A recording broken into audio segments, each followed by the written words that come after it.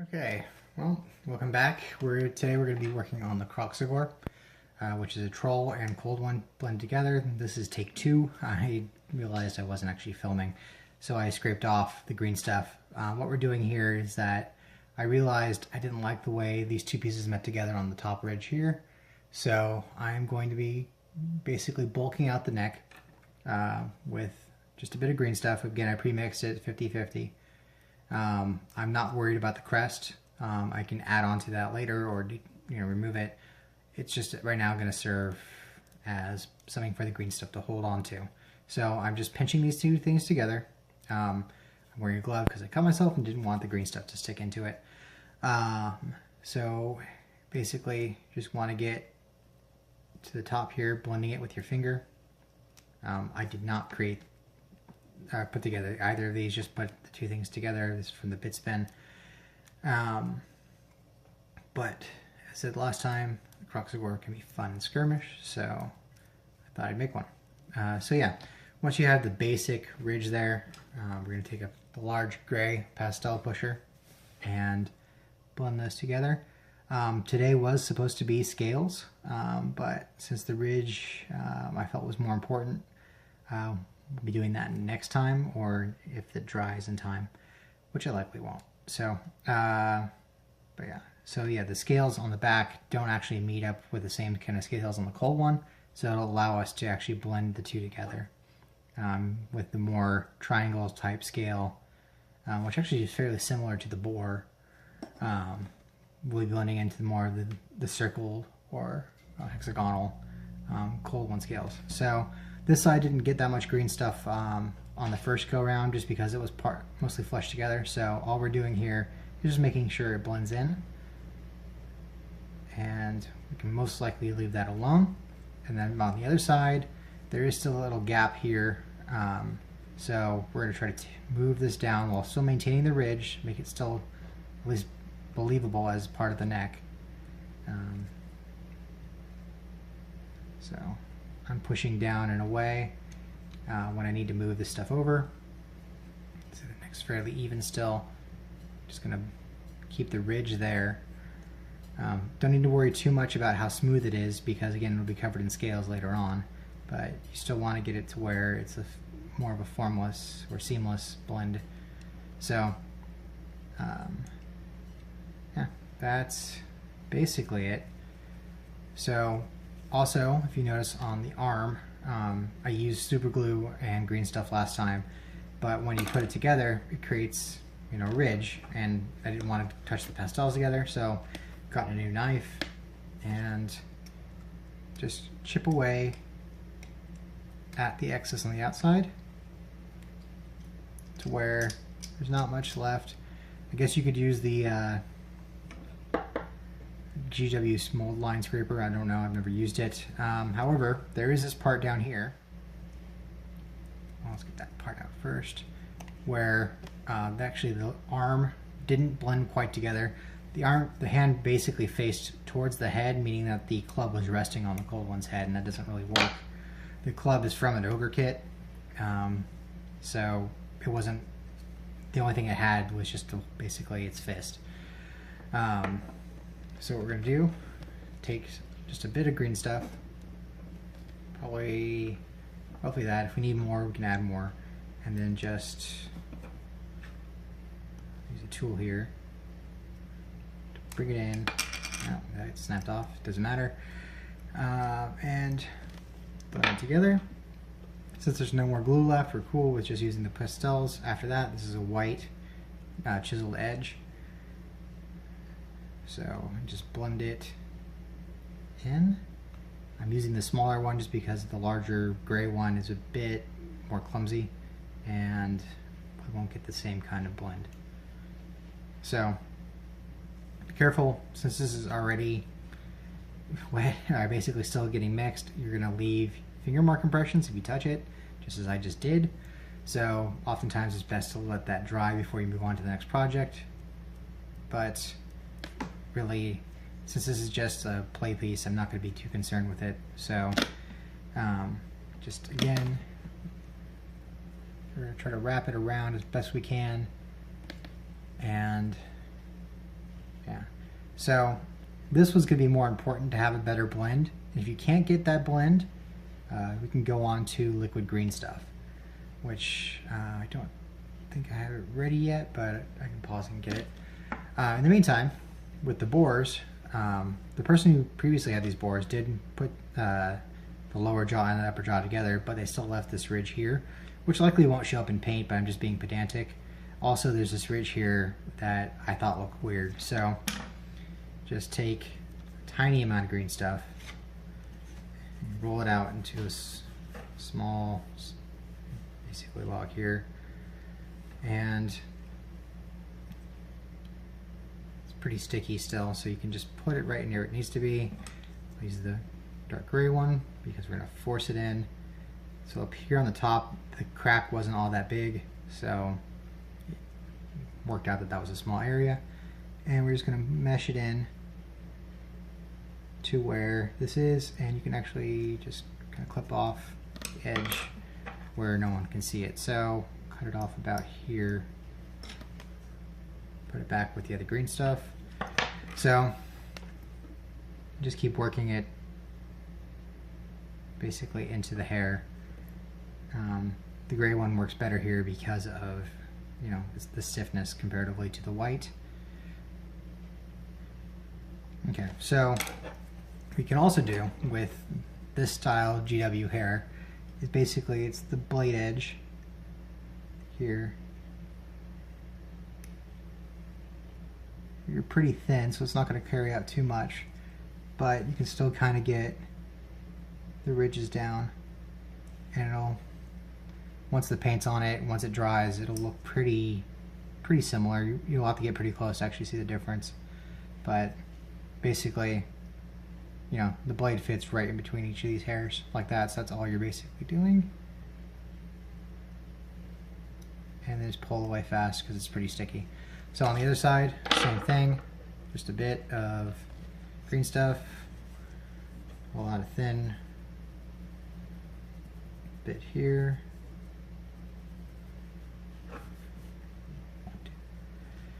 Okay, and then this one, the seam is actually pretty good. We can just hit that with liquid green stuff. That'll fill that gap pretty well. This one, the gap on this side is not as good, so we'll clip it in, or place it in. And again, just work it to where it needs to go. It'll go right to that lower jaw. It's where that one definitively stops. Put it in there and remove the excess. So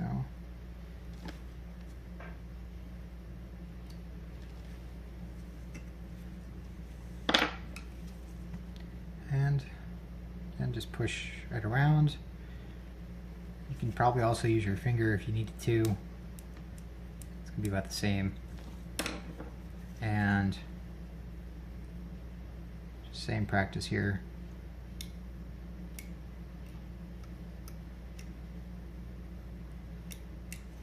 Okay. So one more thing on that is the crest. This one's crest is fairly thin, so we'll go to the other one, which is quite different. So just roughly the same size.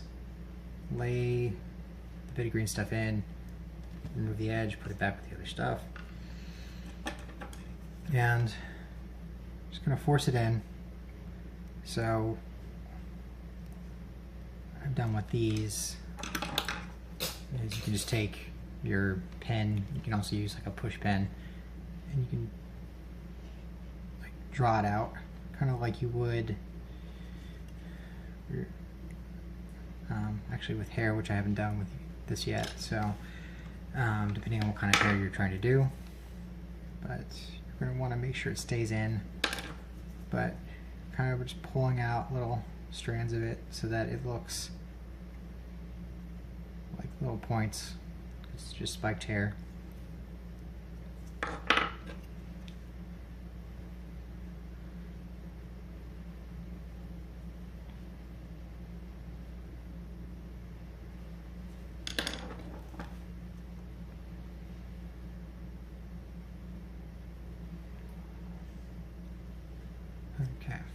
you go. So one more thing we can do is there's this tooth emblem on the back. If we want to make it to where it's a regular style of fur, we just remove that.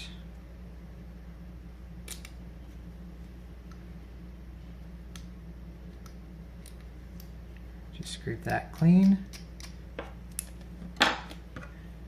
Take a bit of green stuff. It's probably too much. Just going to spread it down. So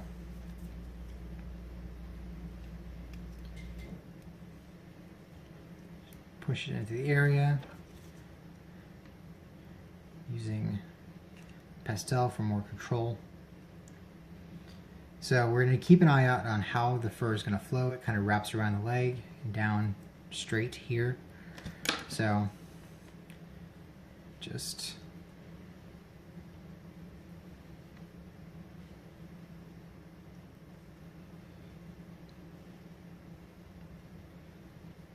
that's not quite having the same effect that I wanted, but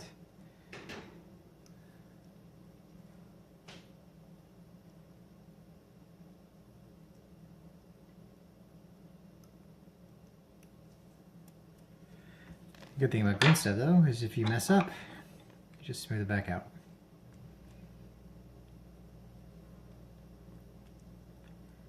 So try again. The blade is kind of gunked up, so basically just clean it off by putting it back in the green stuff.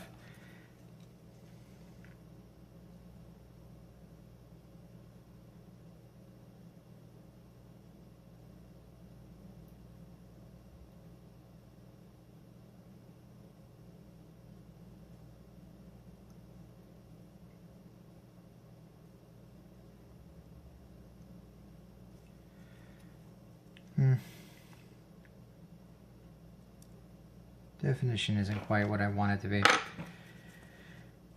So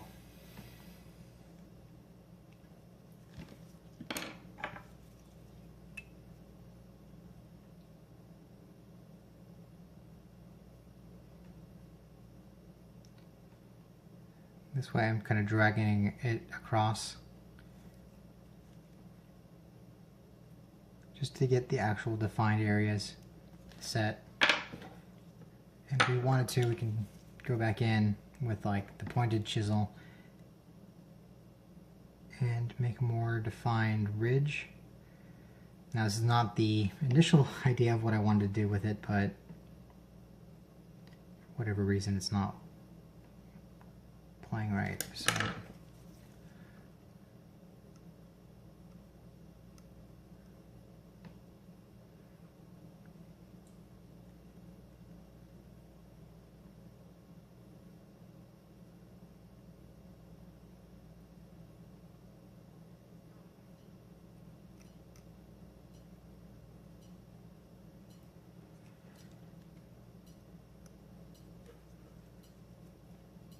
that's roughly similar. It's not exact. I'm not going to say I'm proud of it, but when it has paint on it, you may not notice it. Unless, again, it's going to be tabletop for the most part. But yeah, so that I think will be it for today. And if I have time tonight, I will start in with the green stuff. The liquid green stuff, that is. Okay, so liquid green stuff. I found it. We're still same day. So just take a really crappy paintbrush of yours. I dab it in water first. And you can just apply it over the area with a bit more water. So liquid green stuff, if you're running it fairly thick, also can leave a texture on there. So if you want it to be a bit more or less smooth, I guess, you can just coat it over it. I prefer to do that with like horsehair, or like on the GW horses where there typically aren't any hair. Gives it a distinct difference between like the saddle. So that might try a bit weird, but it'll blend well enough, I believe, for now. And the other side, same thing. I'm gonna run a bit thick first, just to get enough on there. So liquid green stuff, if you've tried it before, dries out relatively quickly, so I've gone through 3. These 2 are actually fairly full, they're just dry. And then once I have enough on there, make the paintbrush more moist and blend it all together. So that'll be that. While I'm at it, I still have it out. There's this ridge here. I'll just add in a bit to the top just to prevent, well, you know, get rid of that mold line and, not mold line, but the gap that was created from the original person. Okay, so it has dried on this one. You can see it here. I didn't actually put a great cut on that, so I'll need to cut that away. But on this part, you can see how it dried. You can see the texture, as stated. And yeah, so what I'd like to do going forward is put a couple more layers in this section specifically, just to blend it together. So I have kind of an excess of green stuff. So what I intend to do now, so just roll to one end, and what we're gonna do is make a tail. So video would cut out, remove the tail again. So putting it there at the base where the tailbone would start, and just make a good base out of it by pushing it in to let the green stuff adhere to the plastic. To give it more of a like dinosaur look, we're gonna make sure it sticks out and balance it out by going like that. So it'll droop down as there's nothing keeping it there. If you really wanted to, you could have drilled in with some wire and then just run this, like basically worked it over it. Depending on the gauge of the wire, it could bend the wire, so I'm not a big fan of running wire in green stuff unless I actually have to. If you need to keep it steady, you can always put it up against some paint or something, and that typically will do it. So yeah, I plan on next time doing the scales for this.